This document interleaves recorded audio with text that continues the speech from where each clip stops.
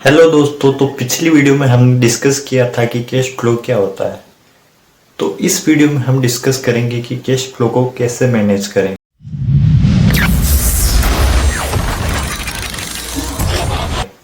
तो सबसे पहले जानना जरूरी है कि कैश फ्लो बिगड़ता क्यों है।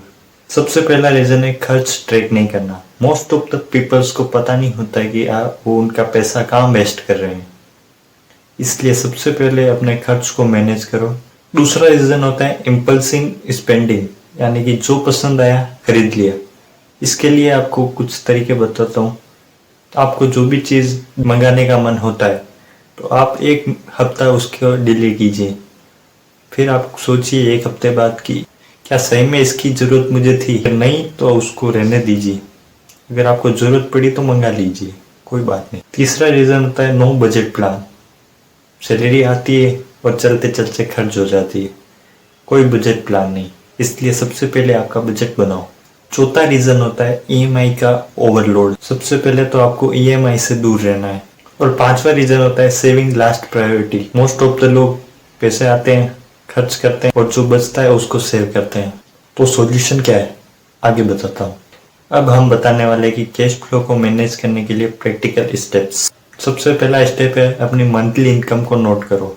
आपके पास जितने पैसे आए उसको नोट करो, क्योंकि आपको इनफ्लो ही नहीं पता होगा तो आप आउटफ्लो को कैसे मैनेज करोगे। दूसरी स्टेप है आपको एक्सपेंसेस को ट्रैक करना है। आप कहाँ कहाँ एक्सपेंस कर रहे हो उसको आपको ट्रैकिंग रखनी है। जैसे कि रेंट, फीस, ये तो फिक्स होता है। अगर इसके सिवा आप खर्च कर रहे हो उसको आप ट्रैक करें। इसको लिखो आप, क्योंकि ये आपको रियलिटी शो करेगी कि आप कहाँ खर्च कर रहे हो। थर्ड स्टेप है 50-30-20 रूल अप्लाई करो, यानी 50% जो आपका नॉर्मल जो खर्च होता है, फिक्स खर्च जो होता है, जैसे कि रेंट, फूड एक्सेट्रा, फीस जो भी है, उसको 50% आपको उस पर खर्च करना है। 30% आपको चाहते वाले खर्च जैसे कि शॉपिंग वगैरह, और बाकी ये 20% आपको सेव या इन्वेस्ट करना है। अगर आप स्टूडेंट हैं तो आपका परसेंटेज चेंज हो सकता है, लेकिन सेविंग जरूर करें। चौथा स्टेप है सेविंग ऑटोमेटेड करो, यानी अगर आपकी सैलरी आती है सबसे पहले आप उसको सेव करो।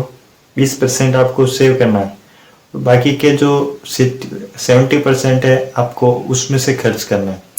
मोस्ट ऑफ द लोग क्या करते हैं कि जब भी सैलरी आती है तो वो सबसे पहले एक्सपेंस कर देते हैं, बाकी का जो बचता है उसको सेव करते हैं। आपको सबसे पहले सेव कर देना है, उसके बाद जो बचता है उसको एक्सपेंस करना है। इससे आपके पैसे अपने आप मैनेज हो जाएंगे, आप खुद देख लेना। फिफ्थ स्टेप आपको करना है इमरजेंसी फंड बनाना है। 3 से 6 महीने के एक्सपेंस का जितना भी खर्चा है उसको आपको सेव करके रखना है। धीरे धीरे करो, हो जाएगा। सिक्स्थ स्टेप है यूजलेस एक्सपेंस को कट करो, जैसे कि एक्स्ट्रा सब्सक्रिप्शन, स्विगी से ऑर्डर कर दिया या फिर डिस्काउंट में जो भी मिल रहा है वो खरीद लिया। इन सब को आपको कट करना है।